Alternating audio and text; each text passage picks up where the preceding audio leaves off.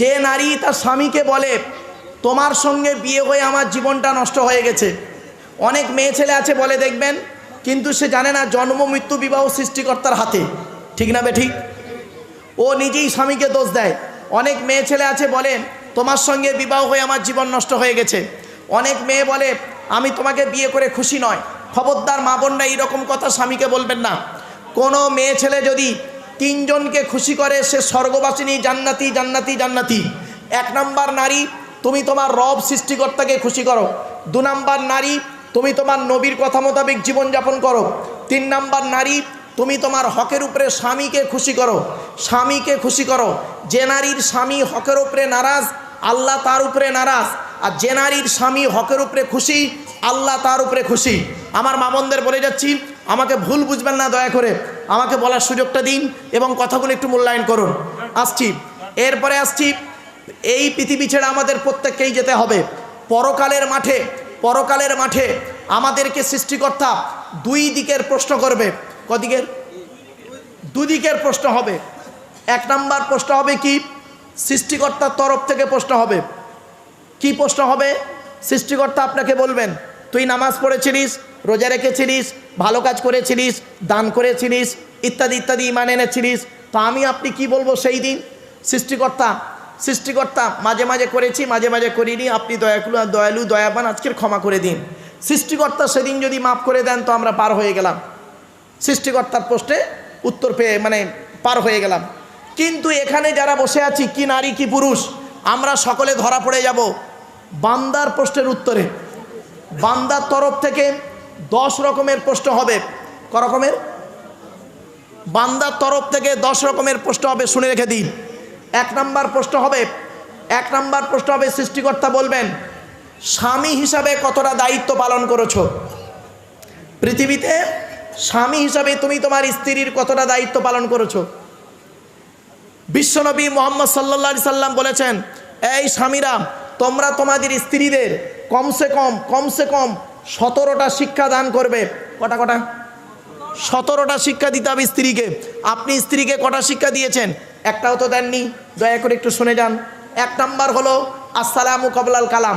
স্বামী স্ত্রী যখন কথাবার্তা বলবেন একে অপরকে সালাম দেওয়া নেওয়া করবে। 2 নাম্বার হলো স্বামী, তুমি তোমার স্ত্রীকে এই শিক্ষা দেবে সে যেন কোনো দিন কাবা শরীফের দিকে মুখ করে থুতু যেন না ফেলে। 3 নাম্বার হলো তুমি তোমার স্ত্রীকে এই শিক্ষা দেবে সে যেন কোনো দিন কাবা শরীফের দিকে মুখ করে পেশাব পায়খানা যেন না ফেরে। 4 নম্বরে বলা হলো তুমি তোমার স্ত্রীকে এই শিক্ষা দেবে সে যেন কোনো দিন কাবা শরীফের দিকে মুখ করে পেশাব পায়খানা যেন না ফেরে। 4 নম্বরে বলা হলো তুমি তোমার স্ত্রীকে এই শিক্ষা দেবে সে যেন কোনো দিন কাবা শরীফের পেছন ফিরে যেন পেশাব পায়খানা যেন না ফেরে। 5 নম্বরে বলা হলো তুমি তোমার স্ত্রীকে এই শিক্ষা দেবে সে যেন কোনো দিন গোসলখানায় বাথরুমে পেশাব যেন না ফেরে। 6 নম্বরে বলা হলো তুমি তোমার স্ত্রীকে এই শিক্ষা দেবে সে যেন গোসলখানায় উলঙ্গ অবস্থায় গোসল যেন না করে। 7 নম্বরে বলা হলো তুমি তোমার স্ত্রীকে এই শিক্ষা দেবে সে যেন হাতের চুড়ি, কি বলেন, হাতের চুড়ি যেন একের বেশি ব্যবহার না করে। মা বোনেদের বলছি, মা বোনেরা, এক হাতে একটা চুড়ি পরবেন, এক হাতে 2টো চুড়ি পরা নিষেধ। এরপরে বলা হয়েছে এই স্বামীরা, তোমরা তোমাদের স্ত্রীদেরকে এই শিক্ষা দেবে তারা যেন মাথার বালিশ, আপনারা কি বলেন, বালিশ, মাথার বালিশ তারা যেন কোনো দিন 2টো ব্যবহার যেন না করে। স্বামী স্ত্রী যখন ঘুমাবে একটি মাত্র লম্বা বালিশে, একটা লম্বা বালিশে স্বামী স্ত্রী মাথা রেখে ঘুমাবে, আর এক বালিশে মাথা রেখে স্বামী স্ত্রী ঘুমালে সৃষ্টিকর্তা খুশি হয়ে যাবে। আর আপনি কি করেছেন? আপনি আপনার মেয়েকে বিবাহ দিয়েছেন, খাট গদি ড্রেসিং টেবিল আলমারি দিয়েছেন, খাটের সঙ্গে 2টো ছোট ছোট মাথার বালিশ দিয়েছেন, আর বিশাল বড় একটা ঠ্যাং বালিশ দিয়েছেন। আপনি ভেবেছেন আপনি কোথায় আছেন? চলুন এগিয়ে যাচ্ছি। এরপরে নবীজি বললেন, এই স্বামীরা, তুমি যেমন খাবে তোমার স্ত্রীকে তেমন খাওয়াবে, তুমি যেমন পড়বে স্ত্রীকে তেমন পড়াবে। এরপরে বলা হয়ে যায় স্বামীরা, তোমরা তোমাদের স্ত্রীদের কয়েকটা কাজ করে দেবে, কাজ, হাতের কাজের সহযোগিতা করবে। এরপরে বলা হয়ে যায় স্বামীরা, তোমরা তোমাদের স্ত্রীদেরকে নিয়ে মাঝে মাঝে বেড়াতে বেরোবে, স্ত্রীকে নিয়ে মাঝে মাঝে বেড়াতে যাবে, তবে স্ত্রী যেন নিজের স্ত্রী হয়, রাগ করবেন না। নিজের স্ত্রীকে নিয়ে বেড়াতে যাবেন, সৃষ্টিকর্তা খুশি হয়ে যাবে। এজন্য স্ত্রীর হক আছে। আপনি স্ত্রীকে যদি মারধর করেন আপনাকে জবাব দিতে হবে। শুনে রেখে দিন, সৃষ্টিকর্তার নবী বলছেন, প্রফেট মুহাম্মদ সাল্লাল্লাহু আলাইহি ওয়াসাল্লাম বলছেন, 3 ব্যক্তির আশীর্বাদ প্রার্থনা দোয়া আল্লাহ কবুল করেন, কোনো মিস যায় না। 3 শ্রেণীর মানুষ কে কে? এক নাম্বার হলো দাওয়াতুল মাজলুম, অত্যাচারকৃত মানুষের দোয়া। কোনো স্বামী যদি তার স্ত্রীর উপরে অন্যায়ভাবে অত্যাচার করে, ওই স্ত্রী যদি বলে খোদা গো আমি অন্যায় করিনি, আমার স্বামী আমার উপরে নির্মমভাবে অত্যাচার করছে, সৃষ্টিকর্তার তরফ থেকে গজব পড়বে, বলতে আর হবে না। অনেক শাশুড়ি আছে দেখবেন, এখানে অনেক শাশুড়ি আছে নিজের মেয়েকে খাইয়ে দিয়ে ঘরের ভেতর ঢুকে বলল বৌমা পরের মেয়ে খেয়েছে কি তা খবর নিল না। শাশুড়ি মায়েরা শুনে নিন, আপনি বৌমা পরের মেয়েকে যদি আপন করতে না পারেন, আপনারও সৃষ্টিকর্তা মেয়ে দিয়েছে, আপনার মেয়েটাকে একদিন শ্বশুর বাড়ি যেতে হবে, মনে রাখবেন জবাব ঠিক হয়ে যাবে। অনেক ননদ আছে দেখবেন ভাইয়ের কানে কামড়াচ্ছে যাতে ভাই ভাবিকে মারে, এই ধান্দা করে। যুবতী বোনেরা শুনে নিন, ঘুঁটে পড়ে গোবর হাসে, ঘুঁটে বলে তোর একদিন আছে।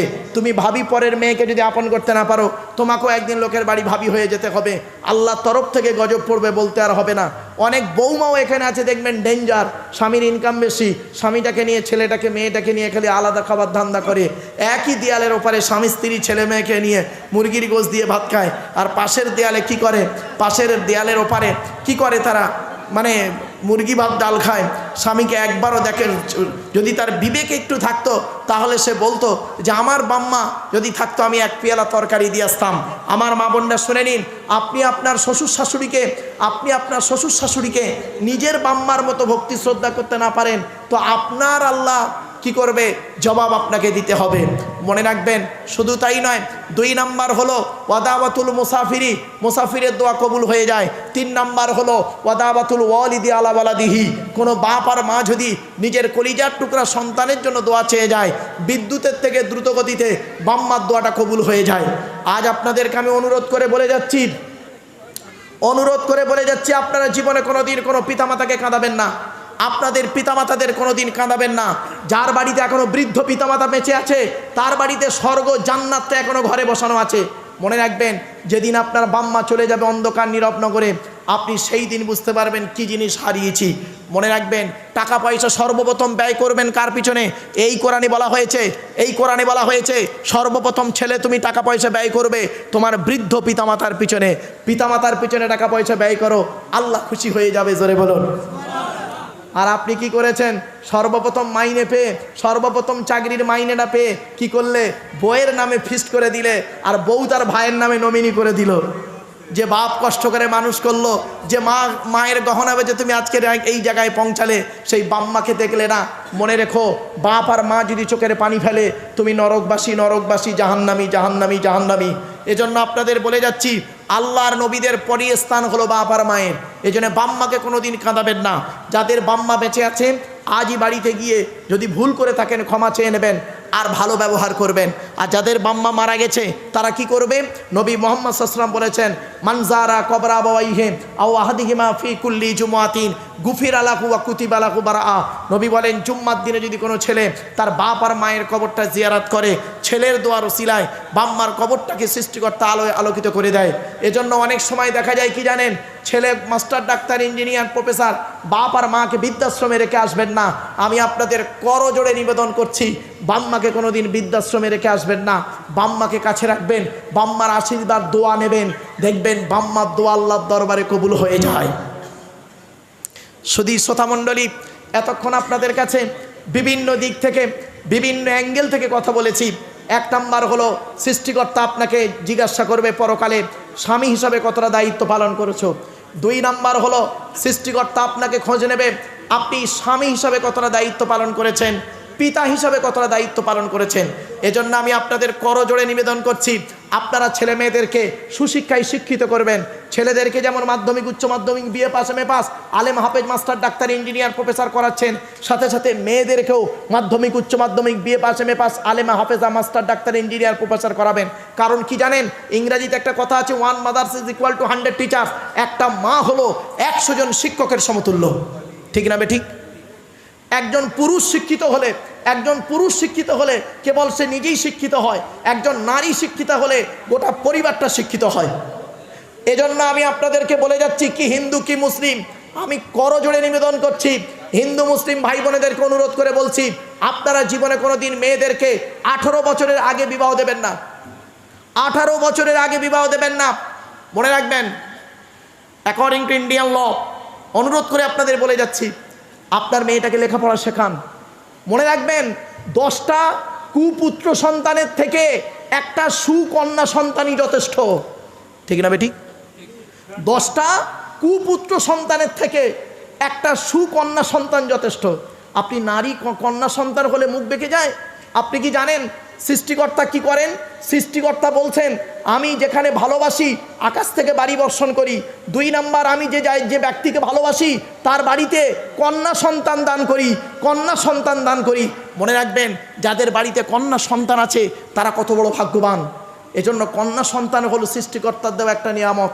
আমরা কন্যা সন্তান হলে মুখটাকে বাঁকিয়ে দিই, কন্যা সন্তান যেন আমাদের কাছে বোঝা, খবরদার নয়, এটা কোনো দিন করবেন না। পুত্র সন্তান দেওয়ার মালিক সৃষ্টিকর্তা, কন্যা সন্তান দেওয়ার মালিকও সৃষ্টিকর্তা। আপনি ছেলে মেয়েকে উভয়কেই শিক্ষিত করুন, দেখবেন ঠিক আপনার ফল আপনি পেয়ে যাবেন। আপনি ছেলে মেয়েকে শিক্ষিত করবেন না, আপনি আপনার দায়িত্ব পালন করলেন না। মনে রাখবেন, জন্ম দিলে বাপ হওয়া যায় না, পেটে ধরলে মা হওয়া যায় না। প্যারেন্টস হতে গেলে অনেক রেসপন্সিবিলিটি আছে, দায়িত্ব আছে। জন্ম দিলে শুধু বাপ হওয়া যায় না, পেটে ধরলে মা হওয়া যায় না।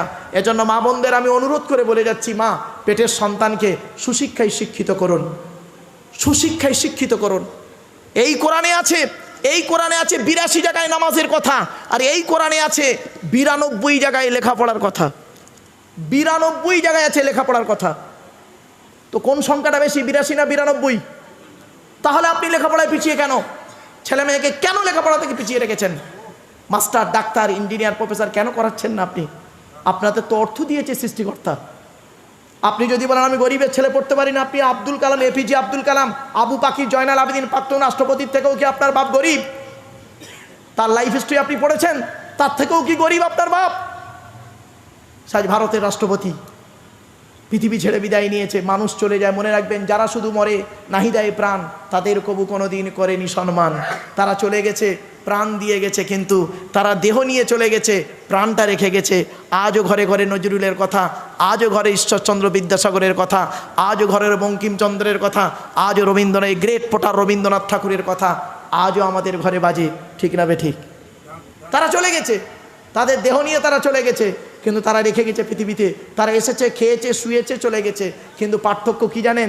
তারা এমন কিছু জিনিস রেখে গেছে, তাদের রেখে যাওয়া জিনিস থেকে মানুষ আর উপকৃত হতে পেরেছে। আজ তাদের কথা স্মরণে রেখেছে। আপনি এমন জিনিস কিছু সুকাজ করে যান, ভালো কাজ করে যান, যেটার মাধ্যমে পৃথিবীর মানুষ আপনাকে স্মরণ করবে।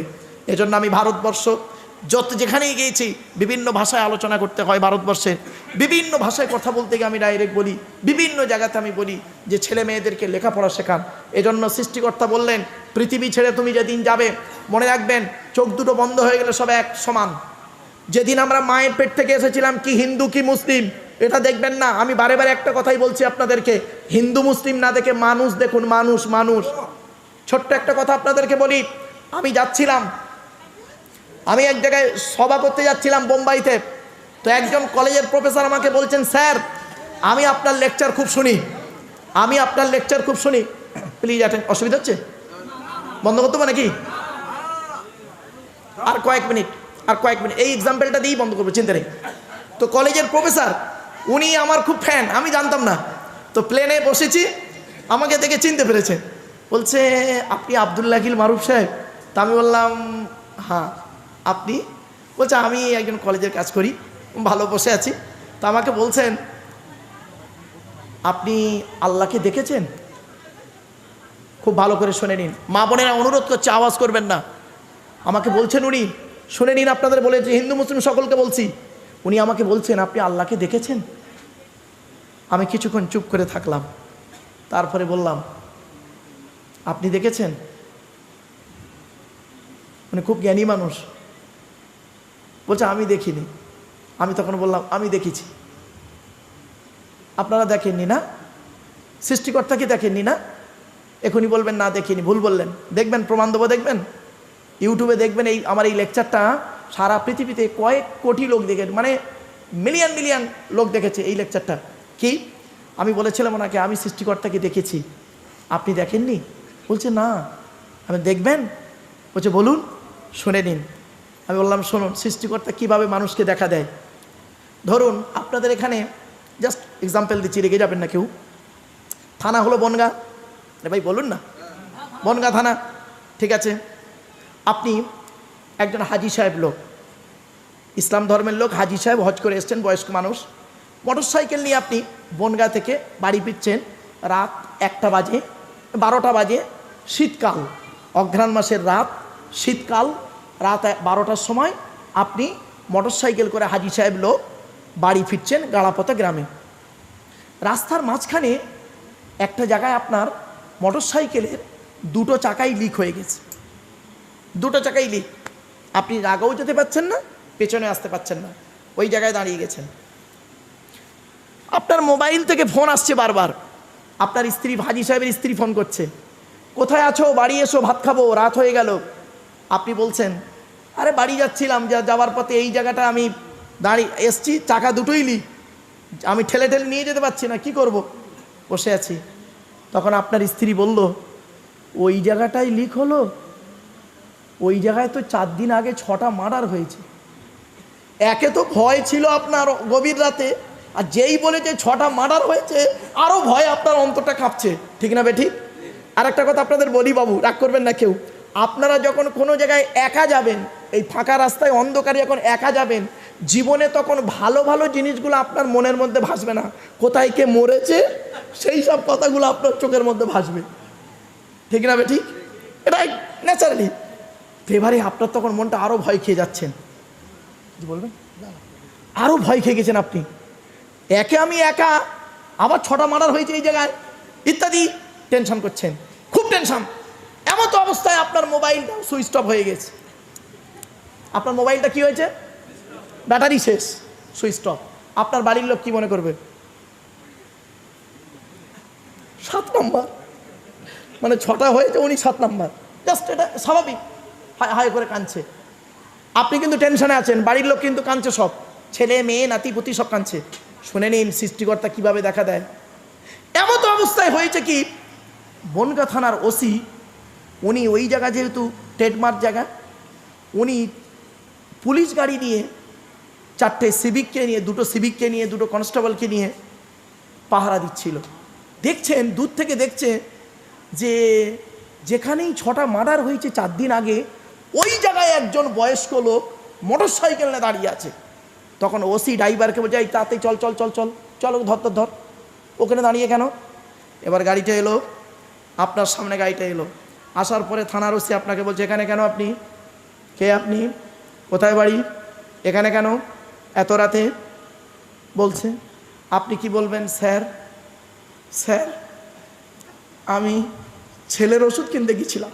আপনি গেছিলেন চিটিংবাজি কারবার করে ফিরছেন, এখন ভয়তে বাঁচতে হবে, এখন মিথ্যা একটা কথা, দয়ালু কথা বলতে হবে যাতে করে স্যারের মনটা জয় হয়। জাস্ট ফর এক্সাম্পল, স্যার ছেলের ওষুধ কিনতে গেছিলাম, এখানেই 2টো চাকা লিক হয়ে গেছে, তাই পড়ে আছি, যেতে পারছি না। শুনে নিন, আপনারা পুলিশদের কি মনে করেন? POLICE, এক একটা লেটারের এক একটা গুণাগুণ আছে, তবেই তাকে পুলিশ বলে, জানেন? আমি এজন্য বহু জায়গায় বলি, মানে ভারতবর্ষে যত জায়গায় গেছি, দিল্লি, বোম্বাই, মিরাট, সুরাট, গুজরাট, হায়দ্রাবাদ, আহমেদাবাদ, লখনৌ, বেনারস, এই মাসে আমার কত প্রোগ্রাম রয়েছে বাইরের স্টেটে, সেখানেই বলি, দুঃখ লাগে কি জানেন? যারা দেশের জন্য, যারা দেশটাকে শেষ করে দেয়, তাদের মাইনে বেড়ে যায়, আর যারা দেশের জন্য জীবন দেয় তাদের মাইনে বাড়ে না। বড় কষ্ট লাগে। এজন্য আমি বলি, প্রায় জায়গাতে বলি যে এদের খুব লক্ষ্য রাখা দরকার, যারা দেশের জন্য রাতের পর রাত জাগে, সময় দেয়। আপনি পুলিশদেরকে কি মনে করেন? আপনার শত্রু? হ্যাঁ, রাস্তা দিয়ে আপনি যাচ্ছেন, হেলমেট মাথায় দেননি বলে আপনাকে পুলিশ ধরে একটা কেস দিল, আপনি পুলিশের খানটাকে মামাছি তুলে গালাগালি দিলেন, ডাইরেক্ট না দিলে ইনডাইরেক্টলি দেন, খারাপ সেন্স নেবেন না। ওরে বোকা, পুলিশ তোর ওই হেলমেটের জন্য দেয়নি, তোর সেফটির জন্য দিয়েছে, তার জ্বলন্ত প্রমাণ আমি নিজে। আমি বর্ধমান থেকে জলসা করে বাড়ি ফিরছি, বেহালা বলে একটা জায়গা আছে, নাম শুনেছেন? কলকাতা বেহালা ঠাকুরপুকুর নাম শুনেছেন? বেহালায় যাচ্ছি, থানার সামনে ক্রসিং আছে, আমার গাড়ি এদিকে দাঁড়িয়ে আছে, ওদিক দিয়ে একটা কন্টেনার আসছে, আর এই জোম্যাটো বলে, কলকাতা দিকে জোম্যাটো বলে একটা ওই ছেলেরা অনলাইন করে, লাল জামা গায়ে দিয়ে আছে ছেলেটা, মোটরসাইকেল, রাত তখন ওই 1:45 বাজে। ছেলেটা করেছে কি, হেলমেট রয়েছে, হেলমেটটা ওই হাতে করে নিয়েছে, তাড়াতাড়ি করে ডেলিভারিটা দেবে। ঘুরে আসতে গিয়ে, পুলিশও রয়েছে, আমরাও দাঁড়িয়ে আছি চোখের সামনে, ঘুরে আসতে গিয়ে সিগন্যাল হয়ে গেছে, লরিটা ছেড়ে দিয়েছে। প্রথম লরির প্রথম চাকায় পড়েছে, পড়তে ঠিকরে পড়েছে। তারপরে আমরা সব এই দাঁড়া দাঁড়া দাঁড়া দাঁড়া, লরিওয়ালাকে বলছি দাঁড়া দাঁড়া, ও আর বুঝতে পারেনি বেচারা, ও পেছনের চাকাটাও তুলে দিয়েছে, শেষ। ব্রেনটা আওয়াজ হলো, এখানে একটা ব্রেন, ওখানে একটু ব্রেন পড়লো, আমরা দাঁড়িয়েছিলাম সেখানে। বন্ধুরে, পুলিশ তোমার শত্রু নয়, মনে রেখো, তারাও একজন মানুষ। আমার শালাবাবু একজন পুলিশ, তা আমি তাকে সবসময় এই কথাগুলো বলি। সে আমাকে বলে কলকাতা পুলিশ, তো বলে ভাই আমি আপনার লেকচারগুলো শুনি। আমি হ্যাঁ অবশ্যই, এগুলো জানা তো। এবার ধরুন গভীর রাতে বনগাঁ থানার ওসি আসছে।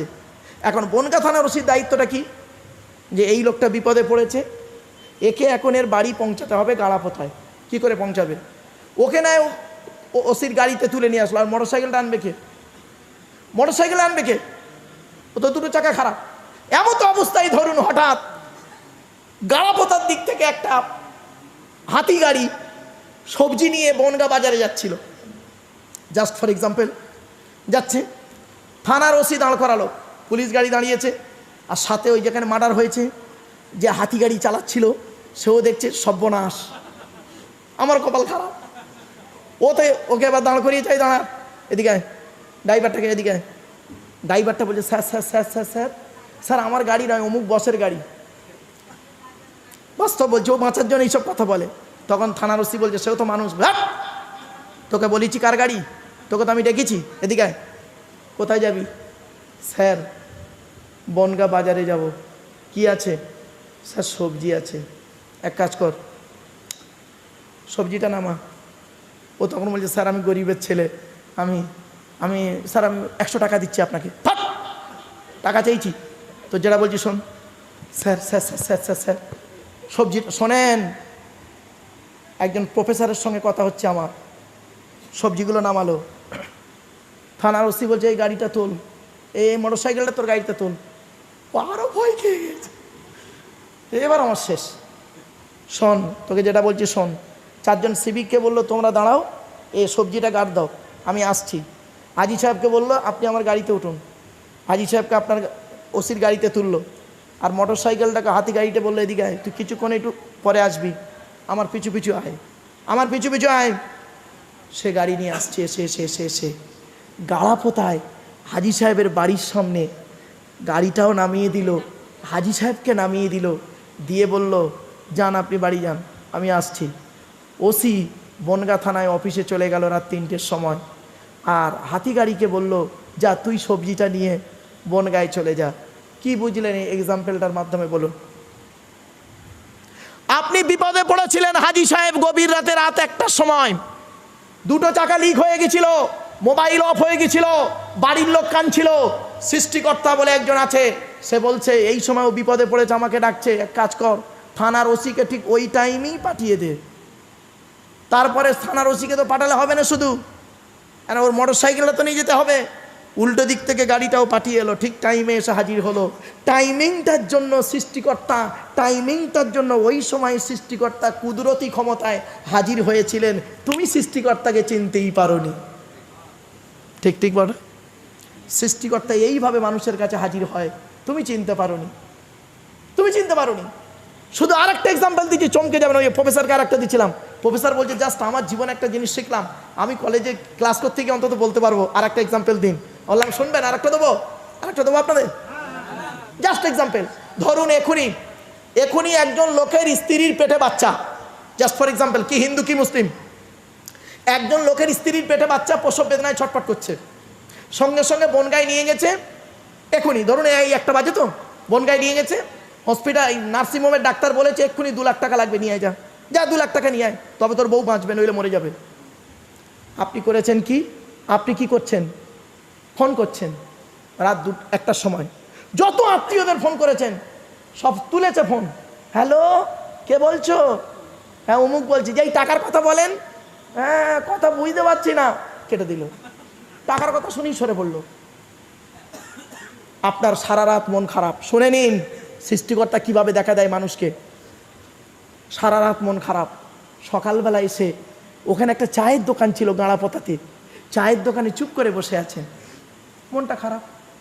আপনার একজন হিন্দু বন্ধু, বাল্যকালে প্রাইমারি স্কুলে পড়তেন, হিন্দু বন্ধুটা সে চা খেতে এসছে সকালবেলা, এসে বলছে, কিরে আব্দুল গফফার, তোর মনটা খারাপ কেন রে? আর ভাই বলিস নি, তোর বৌদি নার্সিংহোমে ভর্তি রে, 2 লাখ টাকা খরচা, জানিস কি করব, রাত থেকে চেষ্টা করছি, কেউ 2 লাখ টাকা দেয় না, কি বলবো ভাই রে, তাই মনটা খারাপ বসে আছে। কাঁদছে অলরেডি কাঁদছে। তখন হিন্দু বন্ধুটা বলছে, আর কাঁদছিস কেন, দাঁড়া দাঁড়া দাঁড়া, আচ্ছা কাঁদিস নি, তোর ছোটোবেলার বন্ধু, এক কাজ কর, আমি একটা জায়গা কিনবো বলে না 5 লাখ টাকা রেখেছিলাম, তো জায়গার মালিক এখন সে দিল্লিতে আছে, 1 মাস পরে আসবে, তুই এক কাজ কর, আমি তোকে 2 লাখ টাকা দিচ্ছি, 2 লাখ টাকা দিচ্ছি, তোর বৌদিকে গিয়ে ভালো করে সেবা যত্ন করে ফিরিয়ে আন। কি বুঝলেন? সে 2 লাখ টাকা দিল, আপনার স্ত্রীর কাজ মেরে বাড়ি আনলেন। কি বুঝলেন? আপনি বিপদে পড়েছেন, সৃষ্টিকর্তাকে ডেকেছেন, চায়ের দোকানে মন খারাপ করে চুম মেরে বসেছিলেন, সৃষ্টিকর্তা বলছে তোর কান্না সহ্য করতে পারি না, আমার নাম রহমান, আমার নাম রহিম, আমি দয়ালু দয়াবান। ওই টাইমিংটার জন্য আমি একজন ব্যক্তির অন্তরটা গলিয়ে দিয়ে 2 লাখ টাকা তোকে পাঠিয়ে দিলাম, তুই চিনতেই পারলি নি আমাকে। এজন্য বলি, কোথায় স্বর্গ কোথায় নরক, কে বলে তা বহুদূর, মানুষের মাঝে স্বর্গ নরক, মানুষেতে সুরাসুর।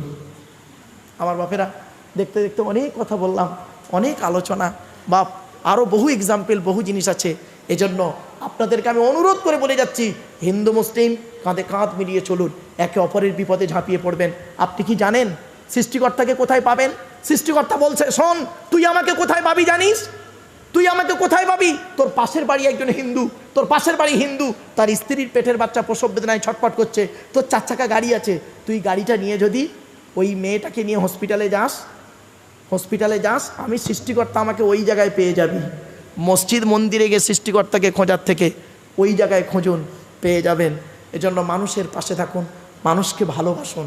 মনে রাখবেন, মানুষের ভালোবাসাও একটা ধর্ম, ঠিক না বেঠিক? খবরদার কোনো দিন কাউকে তুচ্ছ তাচ্ছিল্য করবেন না। আপনাদের কি ডিগ্রির কথা বলেন, কি ডিগ্রি চাই আপনার? এই হতভাগা ধর্মীয় ডিগ্রি যা আছে সব করেছি, প্লাস জেনারেল ডিগ্রিও করেছি, কিছু বাকি নেই, পিএইচডি থেকে শুরু করে। কিন্তু বাপ, ডিগ্রির কোনো দাম নেই। যেদিন জন্ম হয়েছিলাম আমরা হিন্দু মুসলিম, ডাক্তাররা একটাই নাম দিয়েছিল, কি বলুন তো? বেবি, ব্র্যাকেটে লেখে MRA, মেল আর ফিমেল, বেবি, সকলেই শিশু। আর যেদিন আমরা মারা যাব প্রত্যেকের একটাই নাম হবে, হিন্দু মুসলিমের একটাই নাম, কি? লাশ। কি বললাম? লাশ, বডি হয়েছে। মনে রাখবেন, এই 2টো হাত দিয়ে যা কামাই করেছি, চোখ 2টো বন্ধ হয়ে গেলে সব শেষ হয়ে যাবে। আপনার জন্য আপনি এমন জিনিস পৃথিবীতে করে যান, যাতে করে আপনার মারা যাবার পর মানুষ যেন উপকৃত হতে পারে। এজন্য আপনাদেরকে বলি, মানুষের উপকার করতে না পারলে কোনো দিন বাবা ক্ষতি করতে যাবেন না। স্ত্রীর দায়িত্ব পালন করুন, পিতামাতার সেবা যত্ন করুন, ভাই মিলেমিশে চলুন, প্রতিবেশীর উপকার করুন, ছেলে মেয়েকে সুশিক্ষায় শিক্ষিত করুন। মনে রাখবেন, ছেলেকে ধনী না বানিয়ে জ্ঞানী বানিয়ে যান, জ্ঞানী বানিয়ে যান। ছেলেকে জ্ঞানী বানান, ধনী না বানিয়ে। ধনী পয়সা কতদিন থাকবে? বেশি দিন থাকবে না। ছেলেকে জ্ঞানী বানান, দেখবেন শিক্ষাই দেবে আপনার চেতনা, শিক্ষাই জাতির মেরুদণ্ড, শিক্ষাই আনে মানুষের অনেক কিছু দিয়ে দেয়। এজন্য আপনাদেরকে আমি অনুরোধ করে বললাম, এডুকেশন শব্দটাকে ভেঙেছি, স্টুডেন্ট কাকে বলে তাকে ভেঙেছি, আপনার কি বলবো, টিচার শব্দটাকে ভেঙে দিয়েছি। ব্যবসা করবেন, ব্যবসা করতে গেলে 3টে গুণ থাকতে হবে, বয়জফলা বদ অন্ত্যেষয়াকার। বয়জফলায় ব্যবহার, যে দোকানদারের ব্যবহার খারাপ তার দোকানদারি চলবে না। বয় হলো বচন, কথাবার্তা, যে দোকানদারের কথাবার্তা খিটখিটে তার দোকানদারি চলবে না। দন্তেষয়াকারে সাধুতা, বিশ্বাস, মহাজনের কাছ থেকে মাল আনছো, তার সঙ্গে যদি বিশ্বাসঘাতকতা করেছো, সে মালই দেবে না, ব্যবসায়ী চলবে না। ব্যবহার, বচন, সাধুতা, 3টে গুণ যার মধ্যে আছে, he is a really businessman, তিনি হলেন সত্যিকারের একজন ব্যবসায়ী, সে হিন্দু হোক মুসলিম হোক। আমার বাপেরা, অনুরোধ করে বলে যাচ্ছি, বিবাহ যারা করেননি, এই যুবক ভাইরা যারা বিয়ে করনি, বিবাহ যারা করনি, তাদের বলে যাচ্ছি হিন্দু মুসলিম, ভালো করে শুনে নাও। বন্ধুরা যারা অবিবাহিত ছেলে, তাদের জন্য বলে যাচ্ছি, বিবাহ, বয়হস্যই বয়াকার হ, বয়হস্যই বিবেক। যে পুরুষের জ্ঞান আছে, বিবেক আছে, বুদ্ধি আছে, সেই কেবল বিয়ে করতে পারে। একটা পাগলের হাতে নারীর জীবন তুলে দিয়ে নষ্ট করে লাভ নেই। বয়াকারে বাহন 2 প্রকারের, শারীরিক বহন, অর্থনৈতিক বহন। বাড়ি থেকে ভাববেন, তিন নাম্বার হলো হ দিয়ে হলো হৃদয়। একটা নারীর জীবনকে পুরুষ তোমার হাতে তুলে দেওয়া হচ্ছে, তুমি যতই তাকে হৃদয় দিয়ে ভালোবাসবে সে ততই তোমার আপন হবে। তুমি স্বামী বলে 10 দিন চোখ বাঁকিয়ে দেবে, ও সহ্য করতে না পেরে ও একদিন বাঁকিয়ে দেবে, এটাই স্বাভাবিক। বিবেক, বাহনার হৃদয়, তিনটে গুণ যে পুরুষের মধ্যে থাকবে সেই পুরুষই বিবাহ করার উপযুক্ত ব্যক্তি, নইলে অযোগ্য, অপদার্থ। অনুরোধ করে আপনাদেরকে অনেক কথা বললাম বাবা, দেখতে দেখতে আমি তো ভেবেছিলাম আমার যে কটা শ্রোতা আছে সলিড শ্রোতা। কেন আমি এ কথাই বলি জানেন? আমার বক্তব্য শুনতে গেলে একটু ধৈর্য লাগবে, সময় লাগবে। আমি ধর্ম নিয়ে বেশি মাতামাতি করি না। ধর্মের কথা বলো, ধর্ম আছে মানুষেরকে চেতনা ফিরিয়ে আনে, ঠিক না বে ঠিক? মনে রাখবেন ধর্ম মানুষকে চেতনা দেয়, ধর্ম মানুষকে ভালো পথে আনে। প্রত্যেক ধর্মই ভালো কথা বলে। আপনি ঋগ্বেদ, সামবেদ, যজুর্বেদ, অর্থবেদ, গীতা, রামায়ণ, মহাভারত, পুরাণ, ত্রিপিটক, বাইবেল পড়তে বাকি নেই বাবা। এই কোরআন শুধু তাই নয়, ওল্ড টেস্টামেন্ট, নিউ টেস্টামেন্ট, তওরাত, জবুর, ইনজিল কিতাবগুলো পড়ে যেটাই বুঝলাম, ইসলাম শব্দের অর্থ হলো শান্তি, আর ওং শব্দের অর্থ হলো শান্তি, ঠিক না বে ঠিক? আমার বাপেরা, শান্তিটা আনুন। নিজেদের মধ্যে ঝগড়া, মারামারি, ফিতনা, ফাসাদ নিয়ে কোনোদিন এগিয়ে যাবেন না। মনে রাখবেন ব্লাডের রং কিন্তু লাল, এটা মনে রাখবেন। একই সকাল হলে না, কাল সকাল হলে একই দোকানে চা খাবো আমরা, হিন্দু মুসলিম, একই মিষ্টির দোকানে মিষ্টি কিনে খাই, একই আকাশের তলায় থাকি, একই আপনার সূর্যের কিরণ গায়ে লাগাই, একই চাঁদের প্রতিফলিত রশ্মি রাতে ব্যবহার করি, একই কলের জল খাই। কেন মারামারি করি? খবরদার নয়। মা বোনদের বলে যাচ্ছি, মা বোনেরা স্বামীকে ভক্তি করুন, শ্রদ্ধা করুন, সম্মান করুন, স্বামীকে ভালোবাসুন, আর শ্বশুর শাশুড়িকে ভক্তি, শ্রদ্ধা, সম্মান করুন। নিজের বাম্মার প্রতি ভক্তি করবেন আর শ্বশুর শাশুড়িকে অভক্তি করবেন, আদর্শবান নারীর পরিচয় নয় এটা। যাই হোক, আলোচনা করতে করতে 3 ঘন্টা আলোচনা করে ফেলেছি। আমি ভেবেছিলাম যে হয়তো 1-1.5 ঘন্টার মধ্যে শেষ হয়ে যাবে, কিন্তু যাই হোক, এই গুটিকত মানুষকে নিয়ে আপনাদেরকে আমি বললাম কয়েকটা কথা। ভাষাগত দিক থেকে ত্রুটি হলে ক্ষমা করবেন। বাপেরা, খাওয়া দাওয়ার ব্যবস্থা আছে। হিন্দু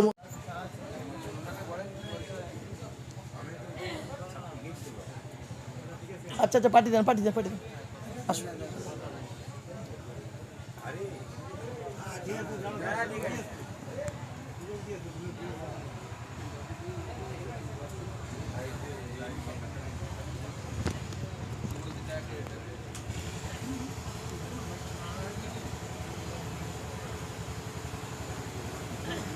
आपका जैसा गुरु मिले ना, थैंक यू। जैसे हमारे फ्रेंड मोरस हिंदू नहीं, हम हिंदू, ठीक है, हम मुस्लिम हैं, हम इंसान हैं इंसान है ना, हम इंसान हैं। ठीक है, ये कहाँ झगड़ा कहाँ का है? ठीक है, हाँ, वही बोल रहा है यहीं पे वही बात बोल रहे हैं हम इंडियन हो, बेशक इंसान की औलाद इंसान हो, ना औलाद हिंदू है ना मुसलमान है, इंसान की औलाद लिखा है इंसान कोई? हो। ठीक है, आपका भाषा मैं सो गया था, सो गया था। हेलो ठीक सो है, गया था। थैंक यू, मैं सो गया था, ठीक है। मैं आपका बात सुन के ना उठ के आ गया। ठीक है, थैंक यू, एक धर्मगुरु है, ये भड़काऊ नहीं, समझा ठीक रहा है, है। थैंक यू, मेरे तरफ से मैं छोटा भाई हूँ, ठीक है, ठीक है, ठीक है, मेरे थैंक तरफ यू, से ठीक है, छोटे थैंक यू सो मच, ठीक है। আমার বাপেরা, अल्लाह आपको ঠিক আছে, आप जाइए बैठे, শুনে নিন। এবার আসছি হুই ইজ টিচার হতে গেলে কতগুলো গুণ থাকতে হবে।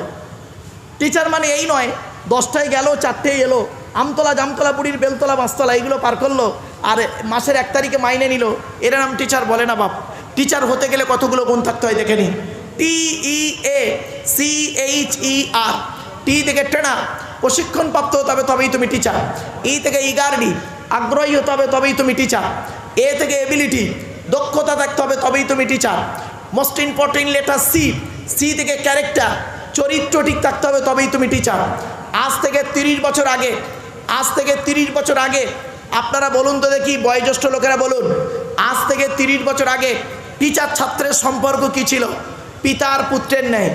ছাত্রটি শিক্ষককে বাপের মতো ভক্তি করত, শ্রদ্ধা করত, আর শিক্ষক ছাত্রটিকে নিজের পুত্র বলে মনে করত। আর এখন কি হয়েছে শুনবেন, বেশ কিছু জায়গায়, সব জায়গায় নয়, বেশ কিছু জায়গায় টিচার ছাত্রের সম্পর্ক বন্ধু, বিড়ি চেয়ে খায়, খৈনি মলে দেয়, ঠিক না বেঠিক? আজ থেকে 30 বছর আগে 35 বছর আগে টিচার আর ছাত্রীর সম্পর্ক কি ছিল? পিতা আর কন্যার ন্যায়। মেয়েটি শিক্ষককে বাপের মতো ভক্তি করত, শ্রদ্ধা করত, আর শিক্ষক ছাত্রীটিকে নিজের কন্যা বলে মনে করত। এখন কি হয়েছে শুনবেন, বেশ কিছু জায়গায়, সব জায়গায় নয়, বেশ কিছু জায়গায় টিচার ছাত্রীর সম্পর্ক স্বামী স্ত্রী। প্রাইভেট পড়াতে দিয়েছে, ইংরাজি করাতে দিয়েছে, ম্যাথ করাতে দিয়েছে, বিয়েটাও পড়িয়ে নিয়ে বসে আছে। এই জন্যেই প্রফেট মুহাম্মদ বলেছিলেন, 2 ঠোঁটের মাঝখানে 2 রানের বীজখানে। খেয়াল পড়ছে আপনাদের? বাড়ি থেকে ভাববেন। এবার আসছি এইচ থেকে অনেস্টি, সততা থাকতে হবে, তবেই তুমি টিচার। এইচ থেকে অনেস্টি। এবার আসছি ই থেকে আর্লি। টিচার হতে গেলে আগে আগে আসতে হবে। Last letter is a R থেকে রেগুলারিটি, নিয়মিত ক্লাস করতে হবে। টেনার, ইগারডি, ability, character, honesty, early, regularity, এতগুলো গুণ যার মধ্যে আছে, he is a really teacher. তিনি হলেন সত্যিকারের একজন টিচার। আমার বলার উদ্দেশ্যটা কি শুনে নিন। আল্লাহর নবী বলেছেন, ইন্নামা বুইস্তু মুআল্লিমা, দুনিয়ার মানুষ মোহাম্মদকে আল্লাহ বিশ্বের মানুষের টিচার করে পাঠিয়েছে। আমি আব্দুল্লাহ গিল মারুফ একজন টিচার, আর প্রফেট মুহাম্মদ সাল্লাল্লাহু আলাইহি ওয়াসাল্লাম একজন টিচার। এই 2 টিচারের মধ্যে বিটুইন ফার ডিফারেন্স, অনেক পার্থক্য আমার বাপেরা। তাই আর বেশি লম্বা করব না, অসুবিধা হচ্ছে আপনাদের? আর একটু হবে না, বন্ধ করে দেবো? হবে। আসলে ব্যাপারটা কি জানেন, যদি আমি ওই 8টার দিকে উঠতে পারতাম তাহলে 3 ঘন্টা বললে লোক থাকতো। কিন্তু যারা যে কজনই আছেন, আমি মনে করছি এটা আমার সলিড শ্রোতা। আলহামদুলিল্লাহ, আমার বেশি শ্রোতা দরকার নেই। যে কজন আছেন এইগুলোই শুনে যদি আপনারা প্র্যাকটিক্যাল করেন, এর থেকে বড় জিনিস আর হতে পারে না। চলুন এবার আসছি, প্রফেট মুহাম্মদ সাল্লাল্লাহু আলাইহি সাল্লাম বললেন, ওই নারীরা জাহান্নামী নারী। মনে পড়ছে না? ভুলে গেছেন? তাহলে 1 নাম্বার, যে নারী স্বামীর সঙ্গে তুই তঙ্কারি করে কথা বলে, স্বামীর সঙ্গে মেজাজ দিয়ে কথা বলে। 2 নাম্বার হলো ওই নারী, যে নারী স্বামীর দুর্নাম বদনাম অন্যের কাছে করে বেড়ায়, ও জাহান্নামী নরকবাসিনী নারী। 3 নাম্বার হলো ওই নারী, যে নারী স্বামী থাকা সত্ত্বেও অন্য পুরুষের সঙ্গে পরকীয়ায় লিপ্ত হয়। 4 নাম্বার হলো ওই নারী, যে নারী বিনা কারণে স্বামীর বিছানা ত্যাগ করে দিয়ে অন্য বিছানায় রাত কাটায়।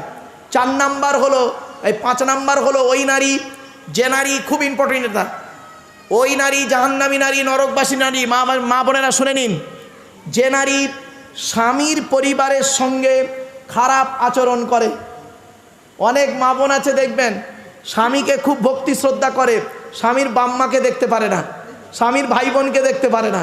দেখবেন ওর নিজের বাম্মা এলে দেখবেন খুব ভক্তি শ্রদ্ধা করে, ওর নিজের ভাই বোন এলে খুব ভক্তি শ্রদ্ধা করে, আর স্বামীর ভাই বোন বাম্মা এলে দেখবেন তার প্রতি গুরুত্ব নেই। ও নারী যত নামাজ পড়ুক, ধর্মের কাহিনী বলুক আর কাজ করুক, ও নরকবাসিনী জাহান্নামী। 6 নাম্বার হলো ওই নারী হলো জাহান্নামী নারী, যে নারী স্বামীর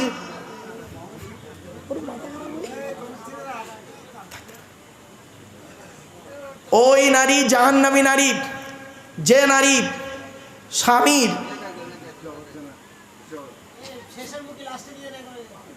লাস্টে নেবো